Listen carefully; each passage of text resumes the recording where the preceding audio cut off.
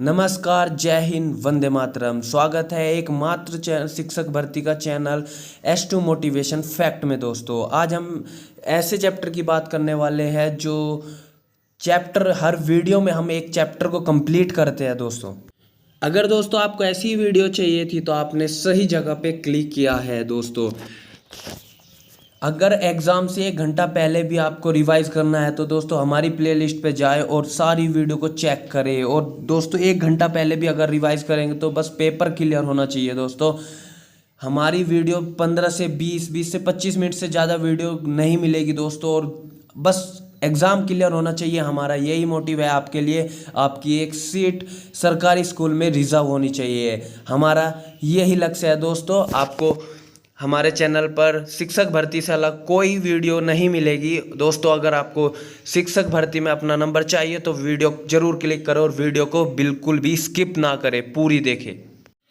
दोस्तों, फ़ोन पे अगर कोई नोटिफिकेशन आ रही है तो उसको हटा दीजिए, कोई नोटिफिकेशन नहीं चाहिए। दोस्तों, वीडियो देखते टाइम एग्ज़ाम में फिर वो दिक्कत करेगी दोस्तों।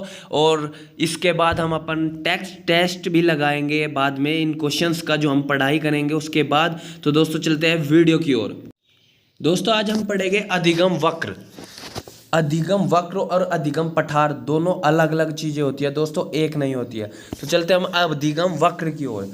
हम अपने जीवन में नई नई बातें सीखते हैं, नए नए कार्य करते हैं, नए नए विषय सीखते हैं, जैसे अंग्रेजी पढ़ना, कार चलाना, चित्र बनाना आदि। दोस्तों, कोई भी बच्चा अपनी माँ के पेट से तो ये सब सीख के नहीं आता ना, यहीं पे आके सब सीखते हैं। तो इन चीज़ों को आप अंग्रेजी पढ़ना, जैसे कार चलाना, आप स्टार्टिंग से थोड़ी ना आता, आप सीखते हो उस चीज़ को तब जाके वो आता है। जैसे एग्जांपल ले ले, अगर किसी चीज़ को, जैसे कि कोई पढ़ाई करता है और वो 10 साल पढ़ाई से दूर हो जाए, लेकिन उसके बाद वो इतनी बातें नहीं जान पाएगा उस विषय में जो पहले जानता था। इसीलिए उसका अभ्यास भी ज़रूरी है और सॉरी, वो उसके बारे में सीखता है, एकदम से नहीं जानता, वो धीरे धीरे जानता है उसको। जी हाँ दोस्तों, मैं आपको यही बताने की कोशिश कर रहा हूँ कि जो हम सीखते हैं वो एक गति, समान गति से नहीं होता दोस्तों। उसमें अप्स एंड डाउन्स आते रहते हैं। जैसे अभ्यास करते रहेंगे तो आप ज़्यादा सीखते रहेंगे, अभ्यास छोड़ देंगे तो वो डाउन होता चला जाएगा, कम सीखोगे आप। दोस्तों, इसमें अगर जैसे बात करते हैं अधिगम वक्र की, तो उसमें यही आता है कि आपकी सीखने की गति कभी ऊपर और तो कभी नीचे की ओर जाती रहती है। जैसे विकास में भी होता है, समान विकास, समान गति से विकास कभी नहीं होता, अप्स एंड डाउन होता रहता है। हमारी इन सब को सीखने की गति आरंभ से अंत तक एक सी नहीं होती है, मैंने आपको बता दिया। यह कभी तेज होती है तो कभी धीमी होती है। दोस्तों, यदि हम सीखने की गति को एक ग्राफ पेपर पर अंकित करें तो एक वक्र रेखा बन जाएगी। इसी को सीखने का वक्र कहते हैं। जैसे दोस्तों, अगर वक्र सीखने की गति बहुत तेज है तो वो ऊपर की ओर जाएगी, और अगर धीमी है तो वो नीचे की ओर आएगी दोस्तों। इसी को हम अधिगम वक्र कहते हैं। दोस्तों, हमने अधिगम की जो एक वीडियो है, अधिगम का दूसरे पार्ट की हमने वीडियो बनाई है, उसमें हमने सब कुछ बताया अधिगम के बारे में। दोस्तों, अधिगम का ये बहुत मुख्य चैप्टर है मनोविज्ञान का, अधिगम वक्र। तो दोस्तों, इसको हम ऐसे ग्राफ पेपर पे बनाएंगे तो उसको अधिगम वक्र बोलते हैं दोस्तों।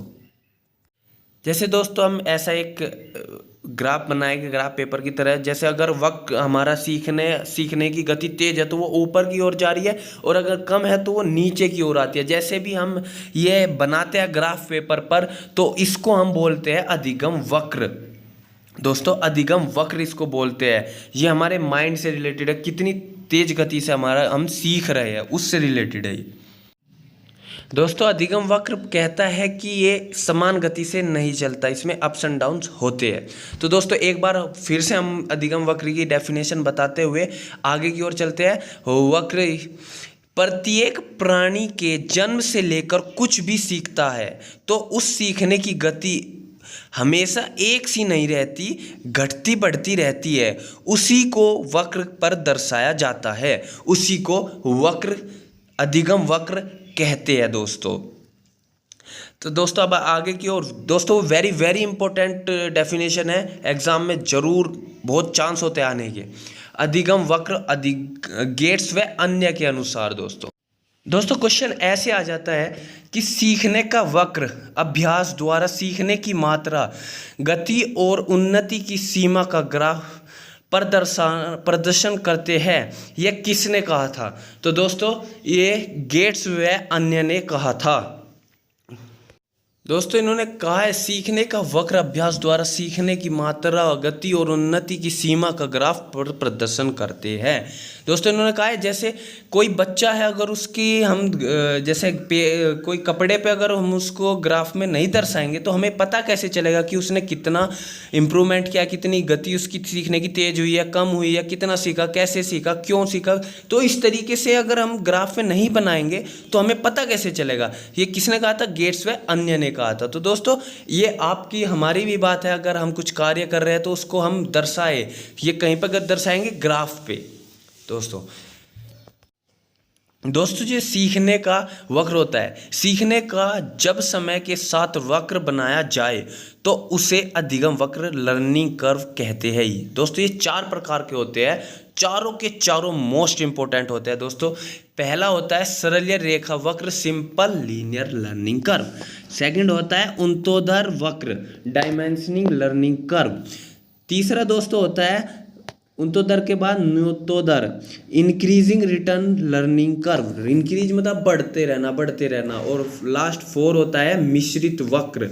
मिश्रित वक्र जो होता है दोस्तों, भले ही मैं गरीब पैदा हुआ हूँ मेरे पर, लेकिन जो आपके माता पिता है वो बुढ़ापे में अमीर होने चाहिए। यह मेरी जिम्मेदारी आपके लिए है। दोस्तों आपको हमेशा सोचना चाहिए, हमेशा ये होना चाहिए कि आप गरीब पैदा हुए लेकिन आपकी वजह से आपके परिवार अमीर, बुढ़ापे में अमीर हो।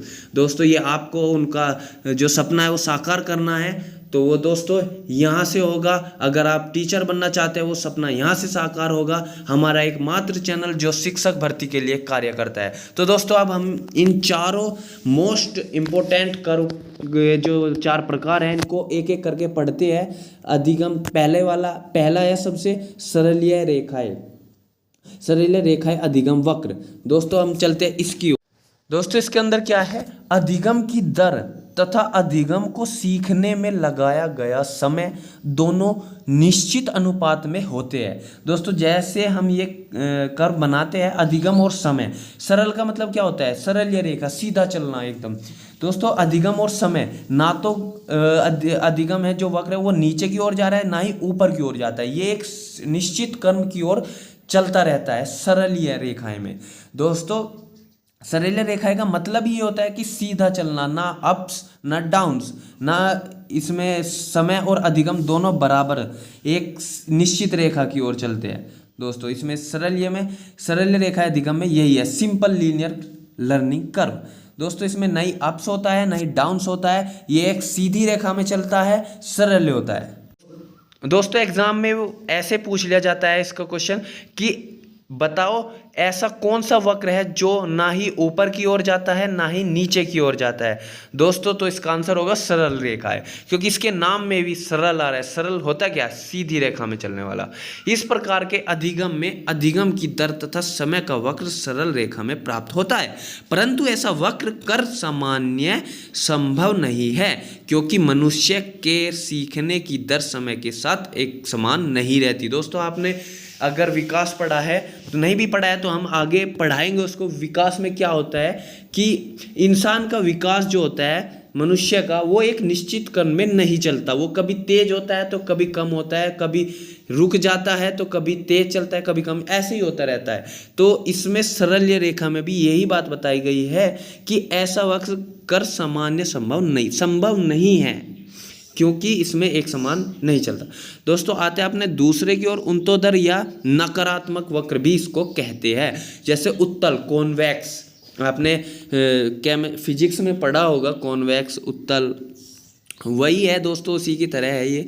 समय और प्रयासों के साथ अधिगम गति से होने लगता है और अंत में वक्र पठार के रूप में हो जाता है। दोस्तों ये जो वक्र है ये अंत में जाके पठार के रूप में हो जाता है, जिससे आशय है कि अब कितना भी अभ्यास कर लो तो भी सीखने की मात्रा संभव नहीं है।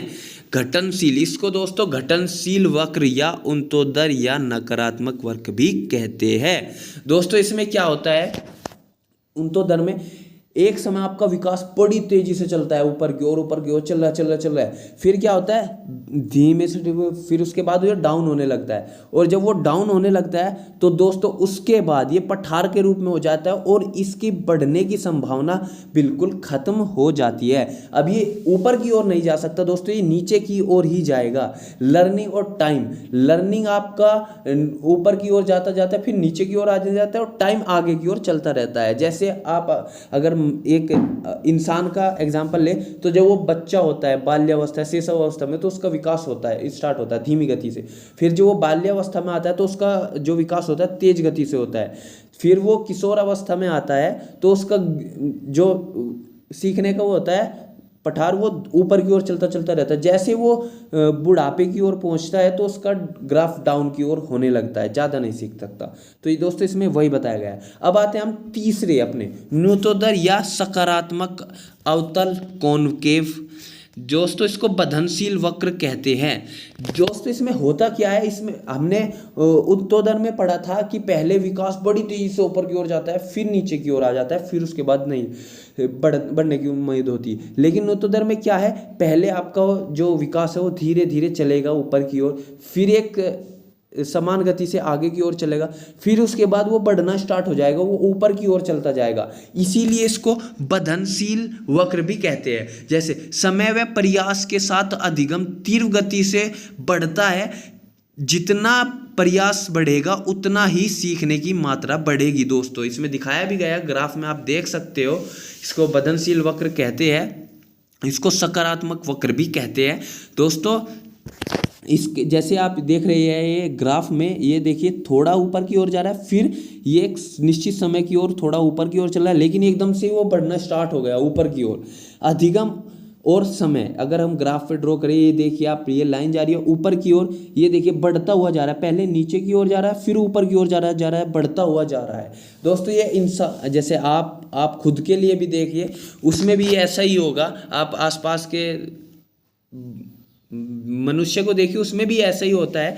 बाद में जाके क्या होता है, सीखना चलता रहता है, जीवन प्रयत्न चलता रहता है, लेकिन उसकी गति कभी तेज तो कभी कम हो जाती है। इस प्रकार के लर्निंग में अधिगम की दर तथा समय का वक्र जे के आकार में प्राप्त होता है। यह सर्वश्रेष्ठ, ये सबसे इम्पोर्टेंट भी है और ये सबसे सर्वश्रेष्ठ भी है। दोस्तों ऐसे ऊपर की ओर चलता रहता है, जो जिसको हम कई नामों से जानते हैं, उन्नतोदर, सकारात्मक और बंधनशील वक्र के रूप में हम इसको जानते हैं। दोस्तों इसको जे के आकार में भी इसको कह देते हैं कि जे के आकार में कौन सा वक्र होता है। तो दोस्तों इसका सही आंसर होगा न्यूनतोदर। दोस्तों अब चलते हम अपने मिस्र की ओर, मिस्र वक्र या एस प्रकार का वक्र। एस प्रकार का इसको क्यों कहते हैं दोस्तों, एस प्रकार का इसको इसलिए कहते हैं दोस्तों, जैसे मिस्र है, इसमें घटेगा भी, उसमें क्या था, एक में घटेगा एक में बढ़ेगा, एक को घटनशील एक को बंधनशील। लेकिन इसमें क्या है, इसमें टाइम पर जो सीखने का वक्र है वो कभी ऊपर की ओर जाता है तो कभी नीचे की ओर, कभी ऊपर। इसको जिगजैग की फॉर्म में बोलते हैं, इसलिए इसको एस प्रकार का वक्र कहते हैं। न्यूनतोदर व उत्तोदर वक्रों का मिला जुला रूप होता है मिश्रित, क्योंकि इसमें ऊपर भी जाता है, इसमें नीचे भी आता है। इसमें अभ्यास में गति तीव्र या मंद, फिर तीव्र, फिर वक्र एस प्रकार में होता है। दोस्तों इसमें क्या होता है, पहले तीव्र होगी, फिर मंद पड़ जाएगी, फिर तीव्र होगी, फिर मंद पड़ जाएगी, फिर तीव्र होगी, फिर मंद पड़ जाएगी। दोस्तों इस तरीके से इसके अंदर होता है, इसीलिए इसको एस प्रकार का वक्र भी कहते हैं, जिसको सीढ़ीदार वक्र, एस प्रकार वक्र कहते हैं। सीखने के वक्र प्रगति पर आधारित होता है। दोस्तों आप इसमें फोटो में देख रहे होंगे दोस्तों, इसमें एस प्रकार से चल रहा है, कभी ऊपर कभी नीचे, कभी ऊपर कभी नीचे। दोस्तों इसीलिए इसको एस या सीढ़ीदार वक्र भी कहते हैं। दोस्तों इसमें क्वेश्चन ऐसा कर रहता है कि ऐसा कौन सा वक्र है जो एस प्रकार का वक्र कहलाता है। दोस्तों उसको आंसर देंगे हम मिश्रित वक्र, या फिर ये पूछ लेगा सीढ़ीदार वक्र कौन सा है, तो दोस्तों उसमें भी हम आंसर देंगे कि मिश्र वक्र होता है, ये प्रगति पर आधारित होता है। अधिगम वक्र की जो डेफिनेशन दी है, मोस्ट इम्पोर्टेंट ये डेफिनेशन है। पूछ लेता है कि यह किसने कहा, अधिगम वक्र किसी दी गई किसी क्रिया की व्यक्ति की में उन्नति का वर्गीकृत कागज प्रदर्शित किया जाता है। यह किसने कहा था दोस्तों, यह स्किनर ने कहा था। दोस्तों वेरी वेरी इंपॉर्टेंट डेफिनेशन है, यह परिभाषा है दोस्तों, इसको याद रखना आप। तो दोस्तों अगर आपने हमारा चैनल सब्सक्राइब नहीं किया तो सब्सक्राइब जरूर कर ले। दोस्तों अब कुछ पॉइंट है सीखने के पठार के, तो हम उसके बारे में जान लेते हैं। विषय सामग्री का स्वरूप सरल से कठिन की ओर होना चाहिए। दोस्तों जैसे अगर हम कुछ सिखा रहे हैं या किसी भी बच्चे को कुछ बता रहे हैं तो उसका सरल से कठिन की ओर होना चाहिए, कठिन से सरल की ओर नहीं होना चाहिए। जैसे पहले हम बच्चे को एप्पल दिखाएंगे कि हाँ बेटा ये एप्पल है, फिर उसकी स्पेलिंग कराएंगे, फिर उसको दिखाएंगे, वो अगली बार देखते ही बता देगा कि हाँ ये एप्पल है। दोस्तों दूसरा चलता है बालकों का शारीरिक एवं मानसिक विकास होना चाहिए। जो हम क्रिया करा रहे हैं उससे बालकों का शारीरिक और मानसिक विकास होना चाहिए। फिर परिपक्वता होनी चाहिए, उसमें सीखने का समय व थकान दूर हो। ऐसा नहीं है कि हमने इतना सारा काम करा दिया कि बच्चे को थकान हो गई। सीखने की इच्छा होनी चाहिए, उससे प्रेरणा मिलनी चाहिए। अध्यापक व सीखने की प्रक्रिया शिक्षक का स्थान पथ प्रदर्शित के रूप में है।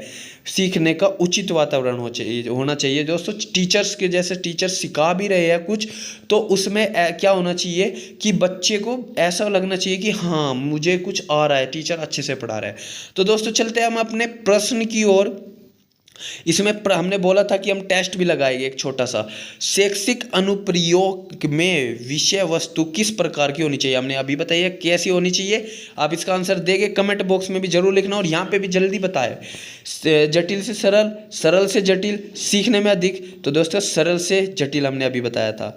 दोस्तों अब चलते हम दूसरे क्वेश्चन की ओर। ऑडियो विजुअल सामग्री का प्रयोग करते हुए किस सूत्र का पालन करना चाहिए।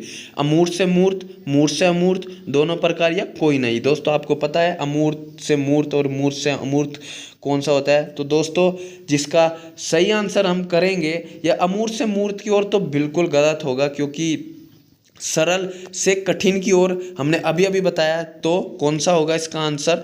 दोस्तों इसका आंसर जो होगा वो दोनों होगा। दोनों प्रकार से हम कर सकते हैं, मूर्त से अमूर्त भी और मूर्त से अमूर्त भी, अमूर्त से मूर्त भी। दोस्तों कठिन से सरल, सरल से कठिन, मूर्त से अमूर्त की ओर दोस्तों जिसका आंसर होगा।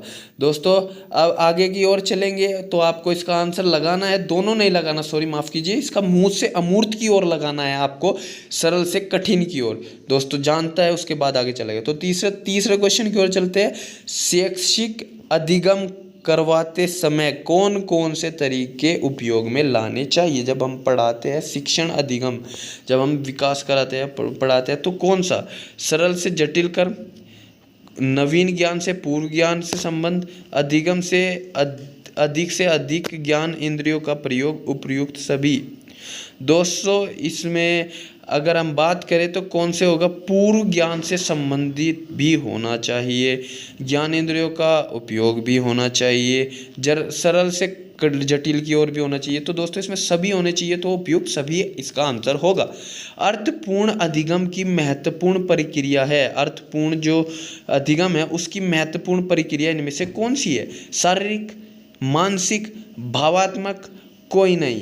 तो दोस्तों इसका आंसर देखते हैं आप कितनी जल्दी दे पाते हैं। कमेंट बॉक्स में कमेंट कीजिए हमको, जिससे हमें पता चले कि कितना सीखे हैं आप। अब मैं अपने चैप्टर पढ़ाया है ऊपर, तो आप कितना सीखे हैं वो हमें जल्दी से जल्दी आंसर देकर बता सकते हैं आप। इसका सही आंसर है मानसिक, अधिगम में मानसिक। इसका अर्थपूर्ण कौन सा होगा। दोस्तों इसमें से शारीरिक भी जरूरी है, भावात्मक भी, लेकिन अर्थपूर्ण कौन सा होगा अधिगम की महत्वपूर्ण प्रक्रिया से, मानसिक। दोस्तों मानसिक इसमें इसका सही आंसर होगा। और अब हम आपके लिए HW देंगे होमवर्क, जो कि आपको एक क्वेश्चन मिलेगा, उसमें आपको बताना होगा। जैसे अगर कोई मान के चले दोस्तों, जैसे अगर कोई व्यक्ति समान रूप से सीखता है तो उसमें कौन सा वक्र होगा। दोस्तों ये कमेंट बॉक्स में आप लिखेंगे, आपके लिए होमवर्क है। अगर वीडियो अच्छी लगी, वीडियो को लाइक करें, हमारे चैनल को सब्सक्राइब करें और ऐसी ही वीडियो पाने के लिए बेल आइकन को भी जरूर प्रेस कीजिए। दोस्तों हमारी ये सीरीज स्टार्ट हो चुकी है, ये सीरीज की आज की तीसरी वीडियो थी। आगे भी हम ऐसे ही वीडियो लाते रहेंगे। आप अगर आपका साथ रहा तो वीडियो को स्किप मत करना दोस्तों, बिल्कुल भी। दोस्तों वीडियो आगे भी मिलती रहेगी और हमने ट्रिकी वीडियो भी कराई है, वो आपको प्लेलिस्ट में मिलेगी। और दोस्तों प्लेलिस्ट का लिंक डिस्क्रिप्शन में है, आप ज़रूर जाके चेक कीजिए। अगर वीडियो अच्छी लगी, हम फिर से बोल रहे हैं दोस्तों, आपको अपना माँ बाप का सपना पूरा करना है। दोस्तों वीडियो अच्छी लगी है तो वीडियो को लाइक, सब्सक्राइब, शेयर कीजिए और अपने 5 ईमानदार फ्रेंड्स को वीडियो को शेयर करना। और दोस्तों आप हमारे साथ ऐसे ही बने रहे। सी यू इन नेक्स्ट।